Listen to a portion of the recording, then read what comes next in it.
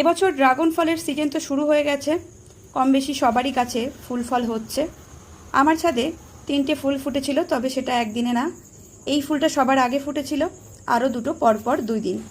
তো এই ফুলটা ফোটার 4 দিনের মাথায় আমি ফুলটাকে আলাদা করছি ফল থেকে। তবে এটা খুবই সাবধানে করতে হবে। খুব সাবধানে না করলে ফলের গোড়াটা যদি একটু নড়ে যায়, ফলটা কিন্তু কিছুদিন পরে শুকনো হয়ে ঝরে যাবে।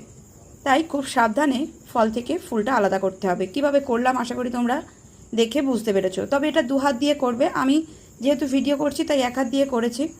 যেহেতু আমি অনেক বছর ধরে এটা করে থাকছি, তার জন্য আমার কাছে জিনিসটা অনেকটাই ইজি। তবে যারা নতুন নতুন ড্রাগন গাছ করেছো তারা কিন্তু কেউই 1 হাত দিয়ে এই ফুলটাকে ছিঁড়তে যাবে না। 1 হাত দিয়ে ফলটাকে ধরবে আর 1 হাত দিয়ে ফুলটাকে ধরে আলাদা করবে। এই ফুলগুলো 2 দিন পরে ফুটেছিল, তো 2 দিন পরে ফোটার কারণে এখনও কিন্তু ফুলটা ছেঁড়ার উপযুক্ত হয়নি। আর 1-2 দিন গেলে